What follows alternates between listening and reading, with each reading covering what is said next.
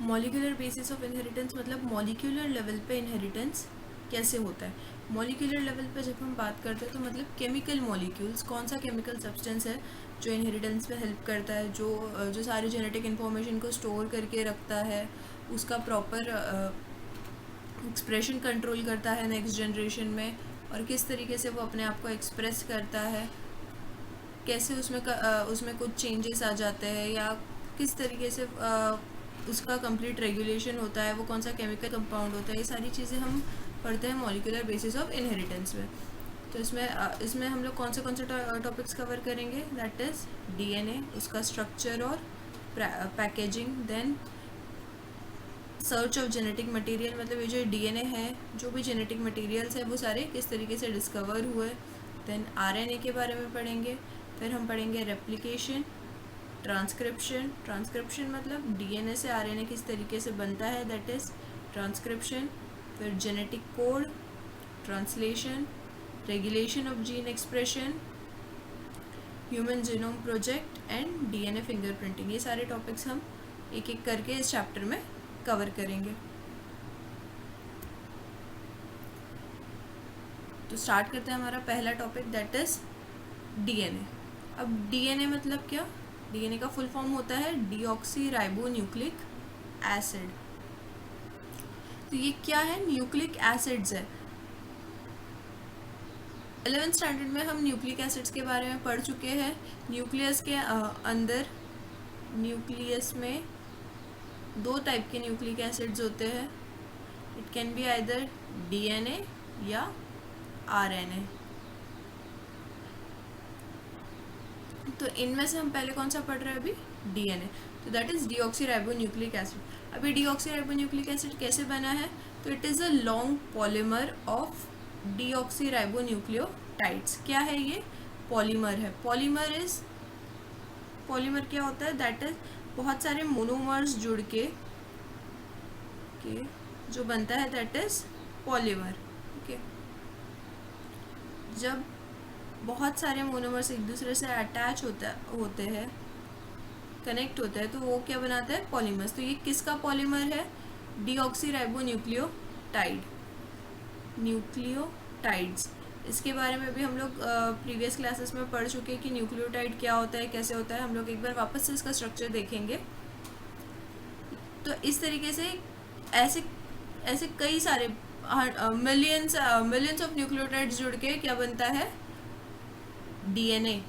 Okay, इसलिए DNA क्या है, पॉलीमर है किसका, न्यूक्लियोटाइड्स का। और कैसे न्यूक्लियोटाइड्स का, डीऑक्सी राइबोन्यूक्लियोटाइड्स इनका। इसमें से ये राइबो क्या डिनोट करता है, it is the type of sugar जो इस न्यूक्लियोटाइड में प्रेजेंट होता है। और ये कैसा है, ये शुगर, दैट इज डीऑक्सी, इसलिए इसको क्या बोला जाता है, deoxy ribonucleotide. Ribo denotes the type of sugar, ribose sugar is, लेकिन ये राइबोस शुगर कैसे प्रेजेंट होता है, इसमें डीऑक्सी फॉर्म में, उसमें से एक ऑक्सीजन रिमूव हो जाता है, इस फॉर्म में जब वो प्रेजेंट होता है तो उसको क्या, इसलिए उसको क्या बोला जाता है, डीऑक्सी राइबोन्यूक्लियोटाइड। अब ये जो लेंथ ऑफ डीएनए है, डीएनए कितना लंबा होता है, ये किससे डिफाइन करते हैं हम, defined as the number of nucleotides. अभी कितने न्यूक्लियोटाइड जुड़ के, suppose this is 1, this is 2, this is 3, this is 4। अब ऐसे कितने न्यूक्लियोटाइड एक दूसरे से अटैच होते हैं, इस पर डिपेंड करता है डीएनए का लेंथ। ओके, तो इसका एक एग्जाम्पल हम देखते हैं, दैट इज इन बैक्टीरियोफेज। ये कौन सा बैक्टीरियोफेज है, 5174। इसमें कितने न्यूक्लियोटाइड्स प्रेजेंट होते हैं, 5386 न्यूक्लियोटाइड्स प्रेजेंट होते हैं इसमें। ओके, अगेन बैक्टीरियोफेज लैम्डा में कितने होते हैं, 48,502 बेस पेयर्स। अब बेस पेयर्स, जब ये एक न्यूक्लियोटाइड 1 और ये न्यूक्लियोटाइड 2, डीएनए कैसा होता है, डबल स्ट्रैंडेड। ओके, अब ये जो डबल स्ट्रैंडेड डीएनए होता है, इसमें होता है बेस पेयरिंग, एक स्ट्रैंड के बेसिस दूसरे स्ट्रैंड के बेसिस से पेयर करते हैं हाइड्रोजन बॉन्ड्स के थ्रू। ये सारी चीज़ों को हम लोग और डिटेल में यहाँ पे जब स्ट्रक्चर ऑफ डीएनए पढ़ेंगे तब देखेंगे। तो इसमें कितने बेस पेयर्स प्रेजेंट है? 48,502 बेस पेयर्स। तो ये दो न्यूक्लियोटाइड्स के बीच में होने वाले पेयरिंग को बोला जाता है बेस पेयरिंग। तो ऐसे कितने बेस पेयर्स है इसमें? 48,502। तो हम उस पे से क्या बनाते हैं? इसका लेंथ बताते हैं कि ये डीएनए का लेंथ कितना रहेगा। Then E coli, that is Escherichia coli, उसमें कितने बेस पेयर्स होते हैं? 4.6 इंटू 10⁻6 बेस पेयर्स उसमें प्रेजेंट होते हैं। Again haploid content of human DNA, humans में डीएनए की लेंथ कितनी है? तो that is 3.3 into 10⁻9 base pairs. ये है ह्यूमंस में डीएनए का लेंथ। अब हम देखते हैं कि ये डीएनए जो बना है ये किससे बना है? न्यूक्लियोटाइड से। तो ये जो पॉलीन्यूक्लियोटाइड का चेन बन रहा है ये कैसे बनता है? क्योंकि डीएनए क्या है? पॉलीमर है। किसका? पॉलीन्यूक्लियोटाइड चेन का। तो अगर हमको डीएनए का स्ट्रक्चर समझना है तो पहले हमको किसका स्ट्रक्चर समझना पड़ेगा? दैट इज पॉलीन्यूक्लियोटाइड चेन का। अब पॉलीन्यूक्लियोटाइड समझने से पहले हम एक बार रिवाइज करते हैं कि न्यूक्लियोटाइड क्या होता है।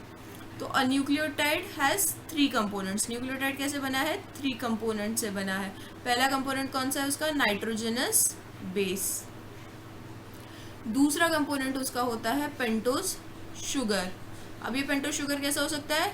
ये हो सकता है राइबोज या फिर डीऑक्सीराइबोज। अगर राइबोज है तो वो रहेगा आरएनए, अगर डीऑक्सीराइबोज है तो वो रहेगा डीएनए।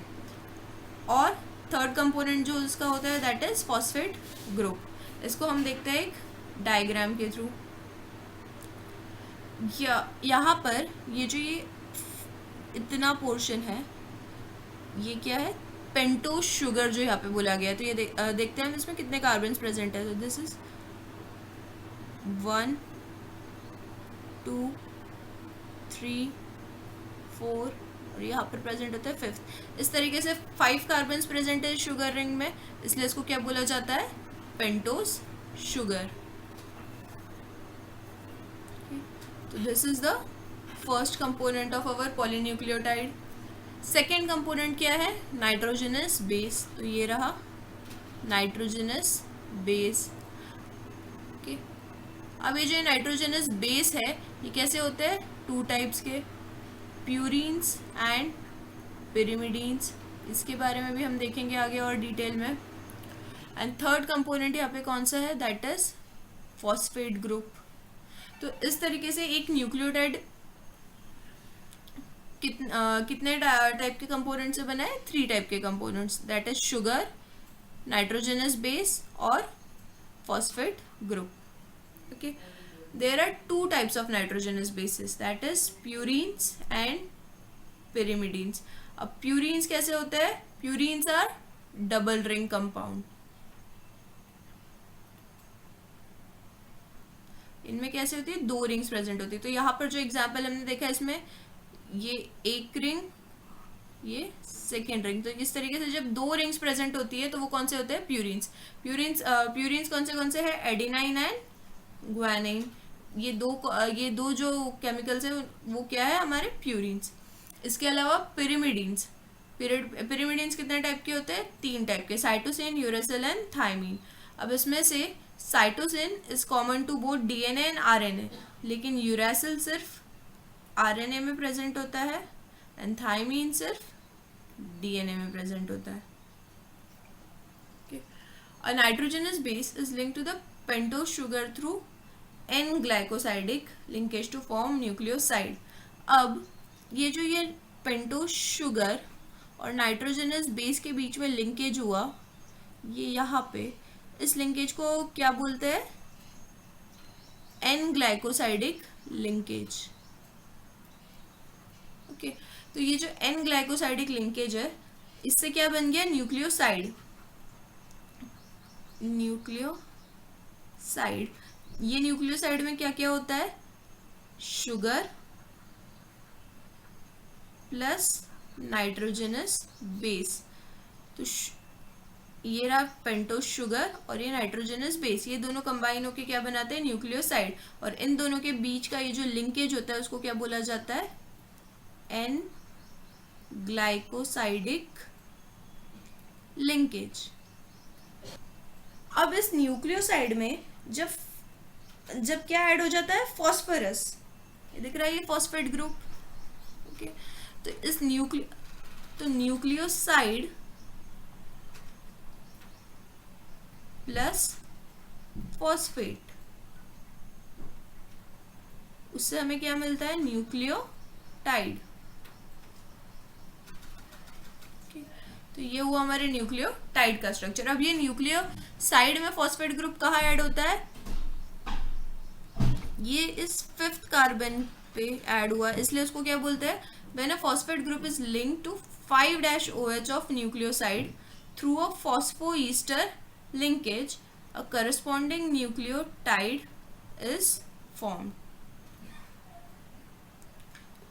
ये शुगर ग्रुप है हमारा, पेंटोस शुगर है, इसमें ये 1st कार्बन, ये 2nd कार्बन, ये 3rd कार्बन, ये 4th, and this is finally 5th carbon.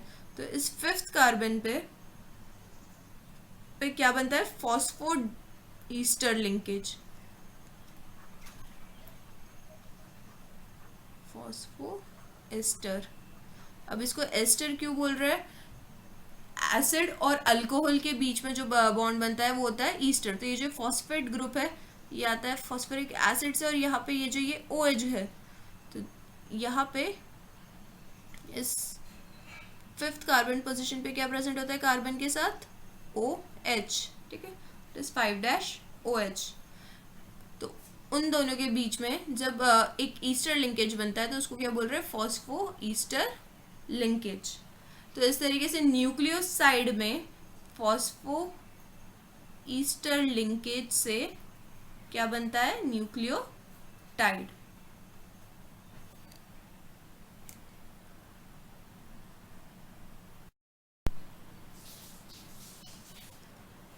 तो ये हमने देखा कि न्यूक्लियोटाइड कैसे बनता है। न्यूक्लियोटाइड बनने से पहले क्या बनता है, न्यूक्लियोसाइड। इस न्यूक्लियोसाइड में क्या क्या प्रेजेंट होता है, शुगर और नाइट्रोजनस बेस। इस शुगर और नाइट्रोजनस बेस के बीच में क्या बनता है, एन ग्लाइकोसाइडिक लिंकेज, उससे बनता है न्यूक्लियोसाइड। इस न्यूक्लियोसाइड में जब फॉस्फेट ग्रुप ऐड हो जाता है कहाँ, 5-OH पे, तो क्या बनाता है, फॉस्फोईस्टर लिंकेज। इस तरीके से न्यूक्लियोसाइड प्लस फॉस्फेट ग्रुप, ये कंप्लीट तीनों चीजें मिलके बनता है एक न्यूक्लियोटाइड। अब ये हुआ एक न्यूक्लियोटाइड। अब इस तरीके से कैसे बनाने, बहुत सारे न्यूक्लियोटाइड्स लिंक होंगे तब बनेगा पॉलीन्यूक्लियोटाइड। तो पॉलीन्यूक्लियोटाइड बनने के लिए ये सारे न्यूक्लियोटाइड्स का आपस में अटैचमेंट होना जरूरी है। तो ये जब दो nucleotides, when 2 nucleotides are linked through 3-5- phosphodiester linkage to form a dinucleotide. अब ये न्यूक्लियोटाइड्स आपस में कैसे जुड़ते हैं, तो हम देखते हैं यहाँ पे इस डायग्राम के थ्रू। ये अगेन यहाँ पे ये जो प्रेजेंट है दैट इज पेंटोस शुगर। ये यहाँ जो है ये क्या प्रेजेंट है,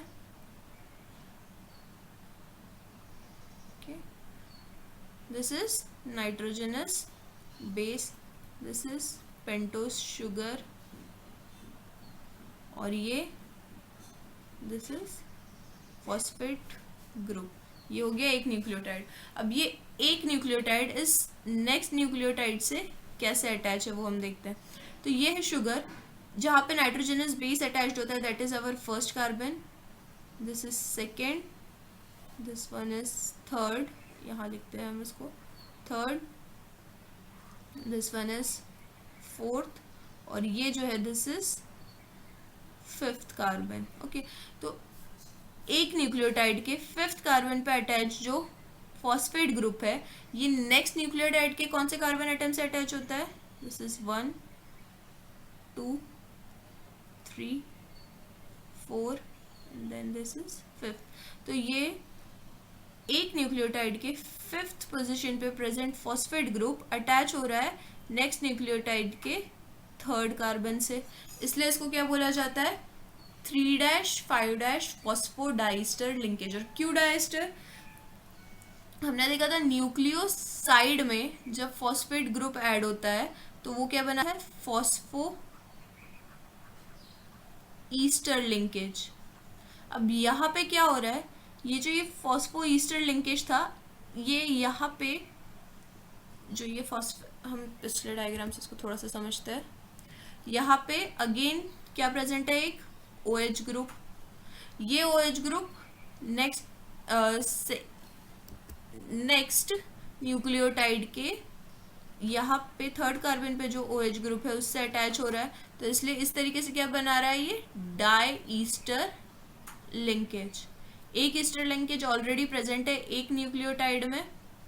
अब ये न्यूक्लियोटाइड जब अटैच हो रहा है दूसरे न्यूक्लियोटाइड से, तो ये क्या बना रहा है, डाई ईस्टर लिंकेज। और किसके थ्रू बन रहा है, वो फॉस्फोरस के थ्रू, इसलिए इसको बोला जाता है फॉस्फो डाई ईस्टर लिंकेज। और किसके बीच में है, एक न्यूक्लियोटाइड के third carbon and second nucleotide के फिफ्थ वाले के बीच में। That is 3-5- phosphodiester linkage. इस तरीके से बनता है डाई न्यूक्लियोटाइड, दो न्यूक्लियोटाइड कनेक्ट हुए। अब ऐसे बहुत सारे न्यूक्लियोटाइड्स जब कनेक्ट हो जाते हैं तो वो क्या बनाते हैं, पॉलीन्यूक्लियोटाइड। ठीक है, more nucleotides can be joined in such a manner to form polynucleotide. तो पॉलीन्यूक्लियोटाइड में कौन सा लिंकेज प्रेजेंट होता है दो न्यूक्लियोटाइड्स के बीच में, that is phosphodiester linkage. The backbone in a polynucleotide chain is formed due to sugar and phosphate. The nitrogenous bases are linked to sugar moiety project from the backbone. तो backbone जो chain बन रहा है complete, यहाँ पे हम देख सकते हैं ये जो complete पूरा chain बनता है इस तरीके से। ये जो लाइन हम बना रहे हैं तो ये complete जो ऊपर का chain बन रहा है किससे बन रहा है, sugar and phosphate ग्रुप से। This is sugar, this is phosphate group. और इस बैकबोन में से बाहर की तरफ आउटसाइड में क्या प्रोजेक्ट हो रहा है, नाइट्रोजनस बेसिस। इसलिए पॉलीन्यूक्लियोटाइड चेन का जो बैकबोन है वो किससे बना है, हम बोलते हैं शुगर एंड फॉस्फेट से। और इससे बाहर की तरफ आउटवर्ड प्रोजेक्शन किसका आता है, नाइट्रोजनस बेसिस का। Okay, this are nitrogenous bases. ये क्या करते हैं, प्रोजेक्ट करते हैं फ्रॉम द बैकबोन। अब इस तरीके से ये जो कंप्लीट पॉलीमर बन रहा है, that is a polynucleotide polymer. तो इसमें क्या हो रहा है कि वन एंड पे क्या प्रेजेंट है, phosphate moiety at 5' end of ribose sugar. ये रहा राइबोस शुगर हमारा, दिस इज राइबोस शुगर। अब इस पे 5' एंड मतलब ये फिफ्थ कार्बन है। ओके, अगेन 1 2 3 4 और ये क्या है, फिफ्थ कार्बन है। तो इस पे फिफ्थ कार्बन पे क्या प्रेजेंट है, यहाँ पे फॉस्फेट ग्रुप।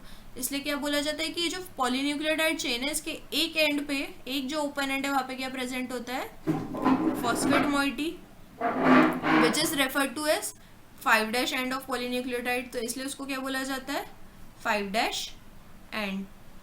ओके, कोई भी चेन है तो उसके दो एंड्स प्रेजेंट रहेंगे। ये इस तरीके से एक चेन है तो एक एंड यहाँ पे प्रेजेंट रहेगा, एक एंड यहाँ पे। तो जहाँ पे फॉस्फेट ग्रुप प्रेजेंट होता है, जिस एंड पे फ्री फॉस्फेट ग्रुप प्रेजेंट रहेगा, उस एंड को क्या बोलते हैं, 5' एंड। उसी तरीके से ये दूसरा एंड है, अब वहाँ पे क्या प्रेजेंट रहता है, एज फ्री OH ग्रुप। ये देख सकते हैं हम लोग यहाँ पे, यहाँ क्या प्रेजेंट रहता है, ये थर्ड कार्बन के OH ग्रुप से यहाँ पे ये फ्री प्रेजेंट है। अगर यहाँ पे एक और न्यूक्लियोटाइड प्रेजेंट होता तो अगेन यहाँ पे क्या बन जाता है, फॉस्फोडाइस्टर लिंकेज। लेकिन यहाँ पे अभी क्या प्रेजेंट है, सिर्फ OH, इसलिए इसको क्या बोला जाता है, 3' तो 3' पे क्या प्रेजेंट होता है, फ्री OH ग्रुप। और 5' पे प्रेजेंट होता है फ्री फॉस्फेट ग्रुप। तो इस तरीके से एक पॉलीन्यूक्लियोटाइड चेन के दो एंड्स होते हैं। तो एक एंड को बोला जाता है 5' एंड और सेकेंड एंड को बोला जाता है 3' एंड। 5' एंड पे क्या प्रेजेंट होता है, फॉस्फेट फ्री फॉर्म में, और 3' एंड पे प्रेजेंट होता है OH फ्री फॉर्म में।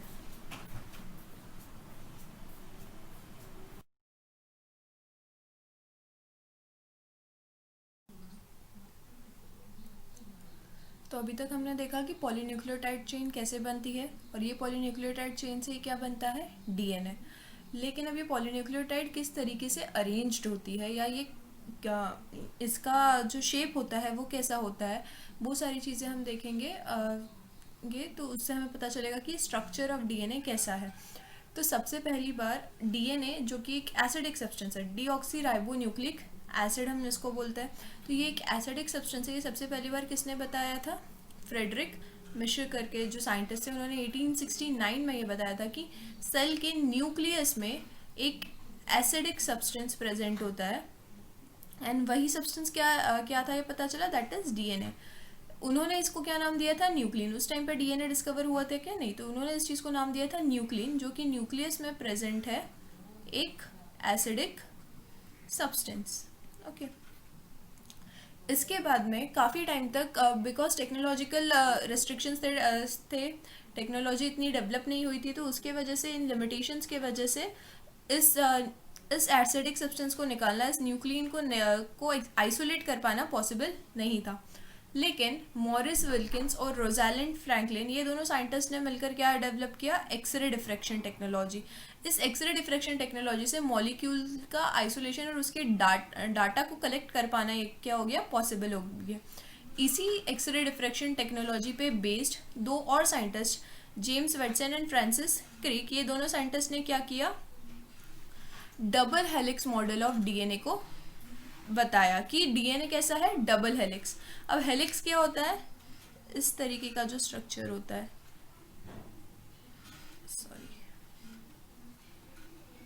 हेलिकल स्ट्रक्चर को हम बताते हैं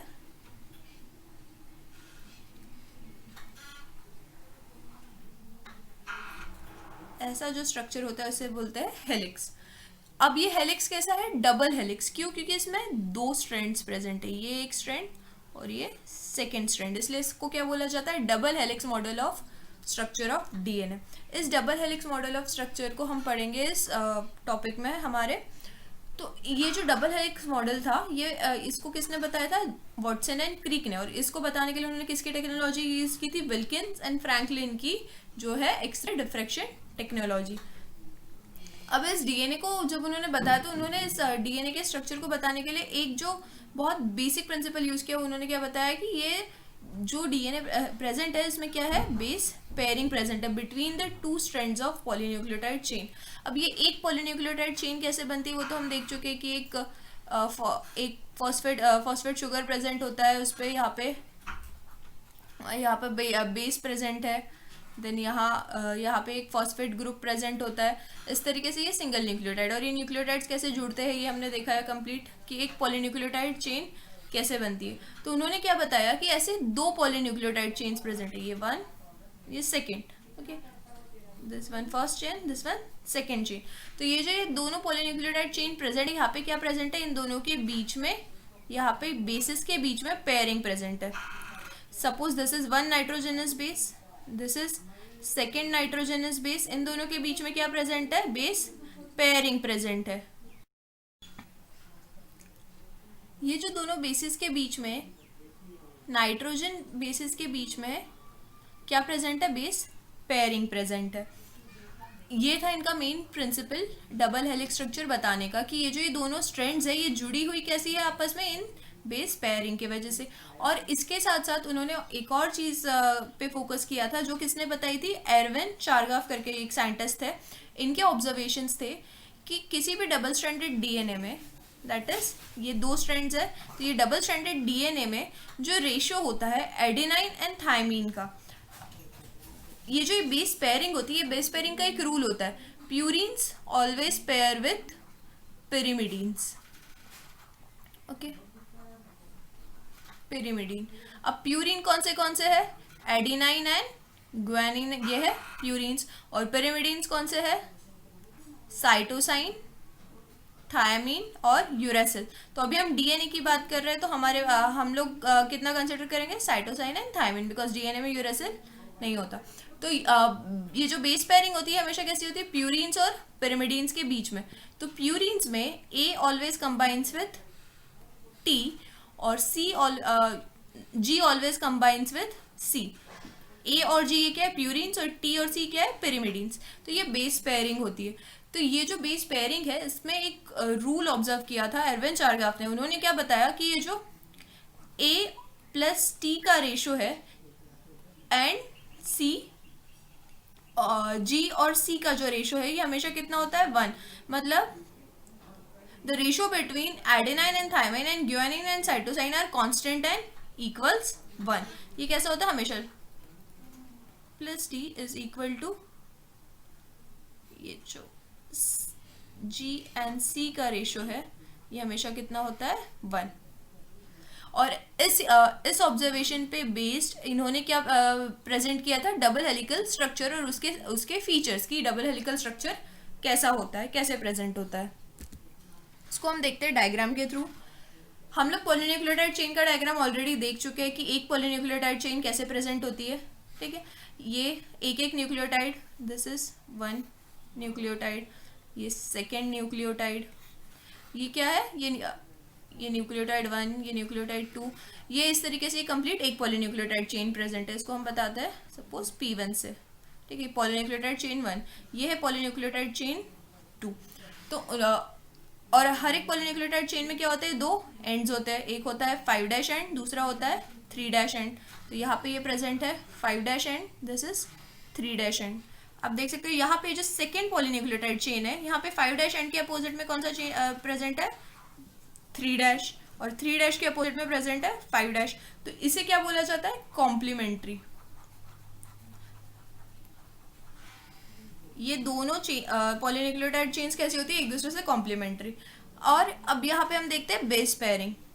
ये adenine is linked with thymine, again thymine adenine, guanine and cytosine. एक और चीज, यहाँ पे एडेनाइन और थायमीन के बीच में क्या प्रेजेंट है, 2 बॉन्ड प्रेजेंट है। वही साइटोसाइन एंड ग्वानिन के बीच में क्या प्रेजेंट होते हैं, 1 2 3।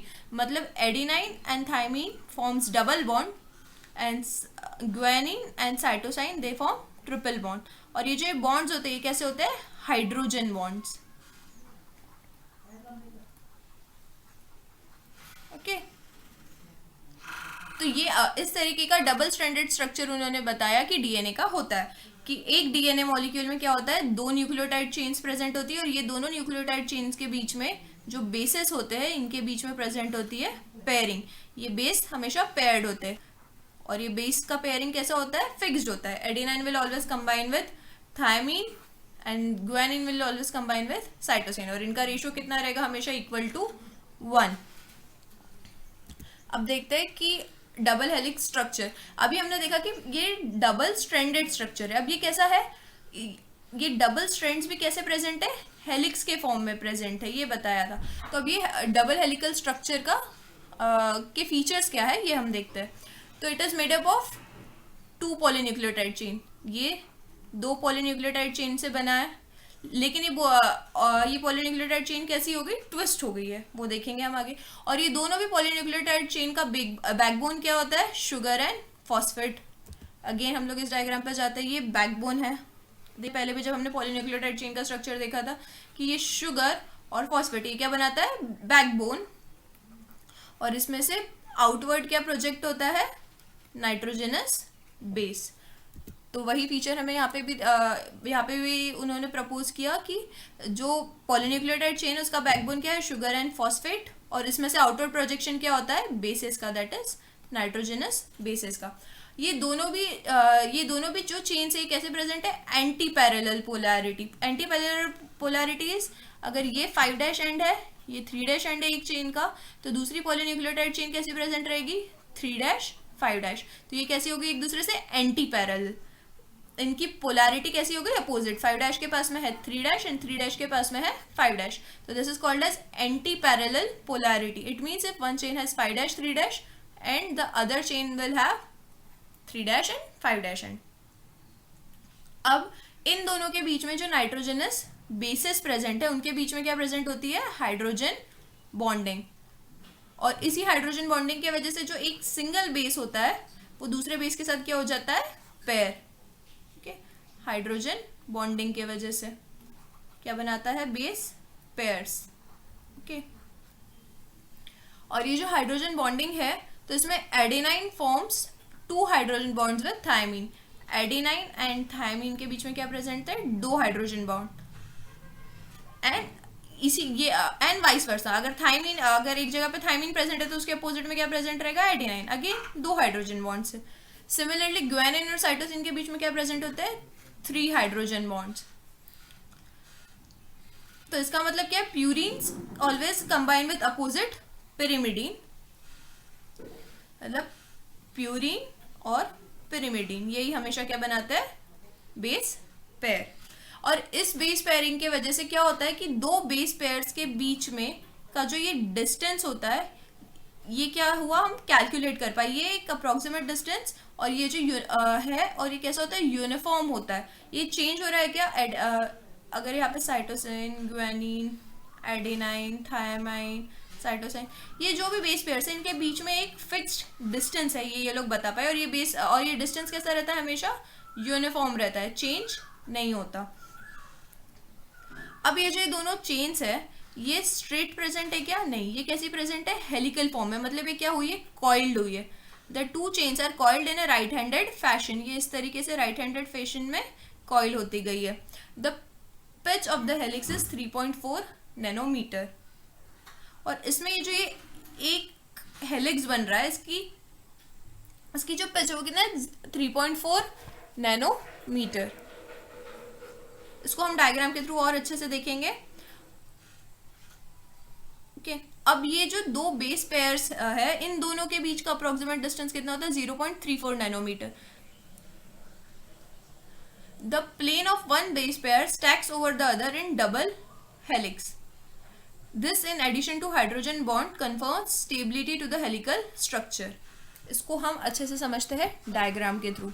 ओके, ये जो एक राउंड हो रहा है, this is one complete helix. Okay, यहाँ से यहाँ तक का जो डिस्टेंस है ये होता है 3.4 नैनोमीटर। Okay, 0.4 nanometre. और ये 2 बेस पेयर्स है, ठीक है, this is like adenine, this is guanine, ये है साइटोसिन, ये है थायमीन। ये जो ये 2 बेस पेयर्स है, इन दोनों के बीच में डिस्टेंस कितना है, 0.34 नैनोमीटर। okay? और इस एक टर्न में, इस एक हेलिकल टर्न में कितने बेस पेयर्स प्रेजेंट होते हैं, 10 बेस पेयर।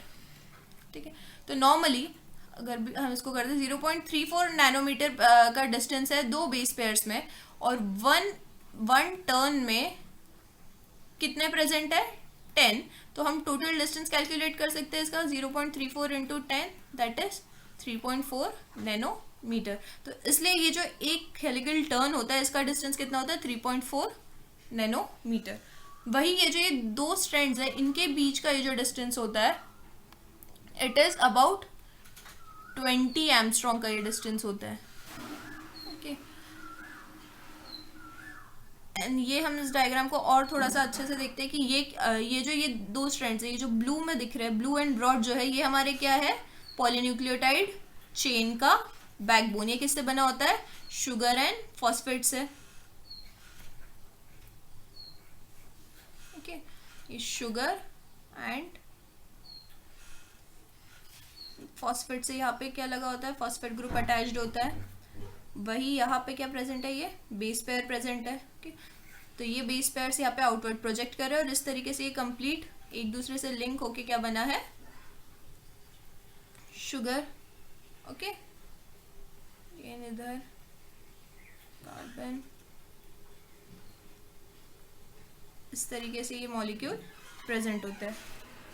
तो this is sugar phosphate backbone. यहाँ से ये बेस पेयर्स आउटवर्ड प्रोजेक्ट कर रहा है। ये बेस पेयर दूसरे चेन के बेस पेयर से किसके थ्रू कंबाइन हो रहा है, हाइड्रोजन बॉन्ड्स के थ्रू। ओके, ये हाइड्रोजन बॉन्ड्स क्या प्रोवाइड करते हैं, स्टेबिलिटी प्रोवाइड कर रहे हैं इस डीएनए, इस डबल हेलिकल डीएनए चेन को।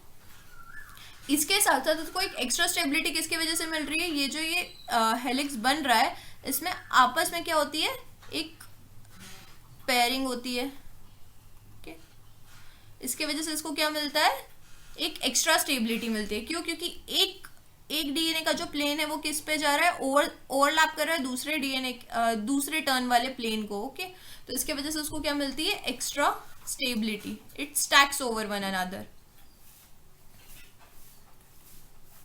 एंड इसके डायमेंशंस को अगर हम देखते हैं तो इसका जो डायमीटर होता है, जो ये डबल हेलिकल का diameter, it is about 20 angstrom.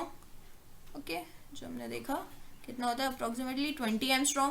दो बेसिस के बीच में जो डिस्टेंस होता है दैट इज 0.34 नैनोमीटर। ऐसे कितने बेस पेयर्स प्रेजेंट है एक टर्न में, वन टर्न में कितने बेस पेयर प्रेजेंट है, ऐसे 10 बेस पेयर। उसके वजह से एक complete turn off one helix है इसका डिस्टेंस कितना हो जाता है, 3.4 नैनोमीटर। तो ये है डायमेंशंस ऑफ डीएनए, जो कि हमें अभी क्लियर है। ठीक है, और ये जो बेस पेयरिंग होता है हमेशा कैसा होता है, प्यूरीन्स with pyrimidines. Purines are adenine and guanine. Pyrimidines cytosine and thymine. Adenine always combines with thymine with 2 hydrogen bonds, and guanine always combines with cytosine with 3 hydrogen bonds. Okay.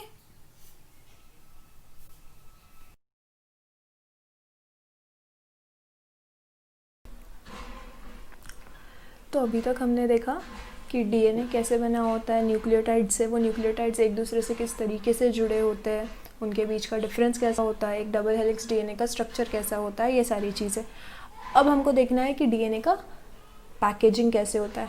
Packaging of DNA मतलब इस चीज़ को समझने के लिए हम पहले समझते हैं कि एक्चुअली में हमारे सेल के अंदर जो न्यूक्लियस है और डीएनए है, इसका साइज़ कितना है। तो हमारे सेल के अंदर जब हम मैमेलियन सेल्स की बात कर रहे हैं तो मैमेलियन सेल्स के न्यूक्लियस का साइज़ होता है 10⁻⁻⁶ मीटर। ओके, ये है न्यूक्लियस का साइज़। अब हम देखते हैं कि डीएनए का साइज़ कितना है। तो डीएनए का साइज़ देखने के लिए हम क्या करते हैं कि इस न्यूक्लियस के अंदर वो डीएनए माता है या नहीं माता है, ये हमको पता करना है।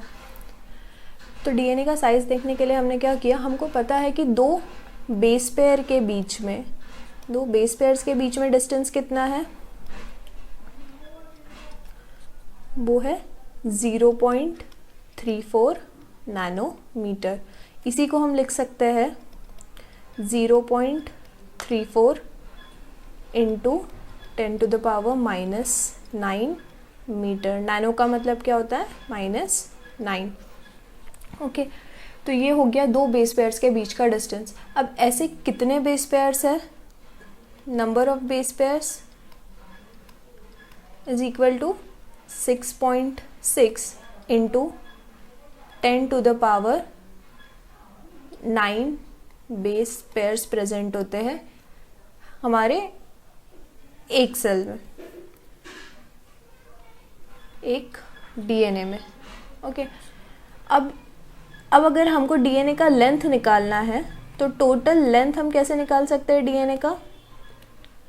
सिंपल तरीका है, जितना डिस्टेंस है दो बेस पेयर में, that multiplied by total number of base pair, so that is 6.6 into 10⁻⁹।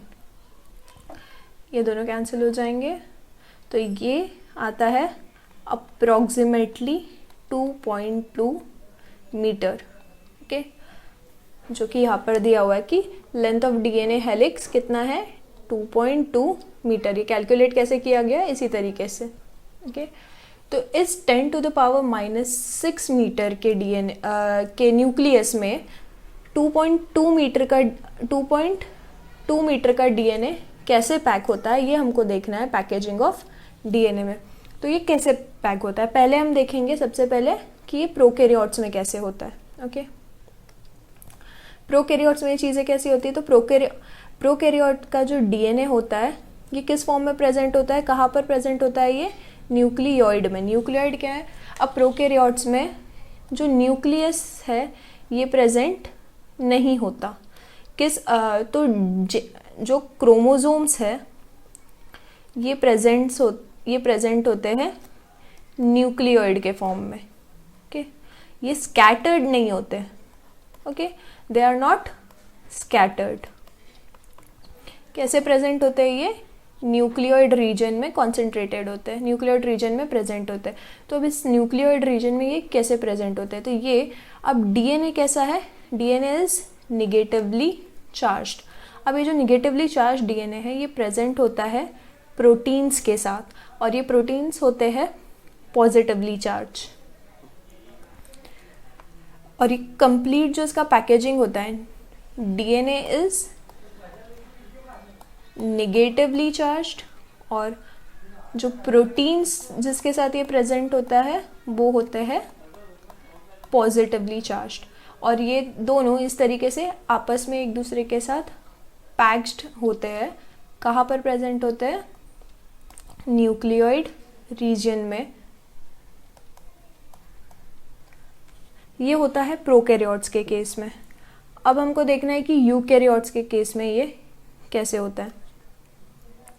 Eukaryotes में positively charged basic amino proteins present होते हैं, और इनको क्या बोला जाता है? हिस्टोन्स। This are histones.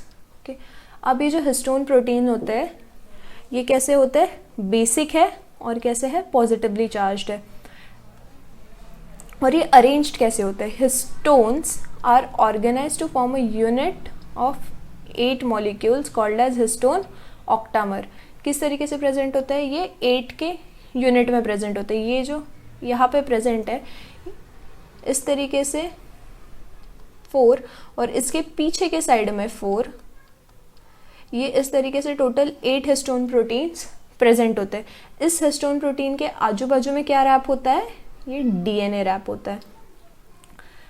अब ये कैसे पॉसिबल हो पाता है हमको वो देखना है। तो ये जो हिस्टोन प्रोटीन्स होते हैं ये सबसे पहले तो किससे बने होते हैं? बेसिक अमीनो एसिड से। तो ये बेसिक अमीनो एसिड जो है, ये बेसिक अमीनो एसिड्स किसके रेसिड्यूज है? जो दोनों अमीनो एसिड्स हैं, लाइसिन एंड एर्गिनिन। तो histones are rich in lysine and arginine. इस तरीके के 2 बेसिक अमीनो एसिड्स प्रेजेंट होते हैं हिस्टोन प्रोटीन्स में। अब ये अरेंज्ड होते हैं ऑक्टामर के फॉर्म में। ऑक्टामर मतलब 8। Okay, total 8 protein molecules present होते हैं वहाँ पे, इसलिए उसको बोला जाता है हिस्टोन ऑक्टामर। ओके, अब ये जो हिस्टोन ऑक्टामर होता है तो उसमें ये प्रोटीन का मॉलिक्यूल प्रेजेंट होता है, और ये जो आजू बाजू में डीएनए रैप होता है। तो इस कंप्लीट एक यूनिट को क्या बोला जाता है? न्यूक्लियोसोम। न्यूक्लियोसोम। ये एक न्यूक्लियोसोम बनने के लिए क्या लगता है? हिस्टोन और डीएनए। ये हिस्टोन्स और डीएनए साथ में मिलकर बनाते हैं एक कंप्लीट न्यूक्लियोसोम। और ये जो न्यूक्लियोसोम्स होते हैं ये रिपीटेड स्ट्रक्चर, एक रिपीटिंग स्ट्रक्चर है। Nucleosome constitute the repeating unit of structure in nucleus called chromatin. ये किसका रिपीटेड स्ट्रक्चर है? क्रोमेटिन का। ये जो कंप्लीट सेल में प्रेजेंट होते हैं ये प्रेजेंट होते हैं क्रोमेटिन के फॉर्म में। ये जब ऐसा कंप्लीट थ्रेड बना लेते हैं तो इस थ्रेड को हम क्या बोलते हैं? Chromatin fibre. यही कंडेंस होके हमको दिखता है क्रोमोसोम के फॉर्म में at the time of replication. जब रेप्लिकेशन होता है तब ये क्रोमेटिन क्या हो जाता है? कंडेंस हो जाता है। कंडेंस होता है और क्या बनाता है? क्रोमोसोम। ओके, तो इस तरीके से एक क्रोमोसोम किस तरीके से बनता है? पहले क्रोमेटिन फाइबर बनता है। Chromatin fibre at the time of replication condense होता है और वो हमको दिखता है एज क्रोमोसोम्स। और ये क्रोमेटिन कैसे बना? न्यूक्लियोसोम के रिपीटेड स्ट्रक्चर से।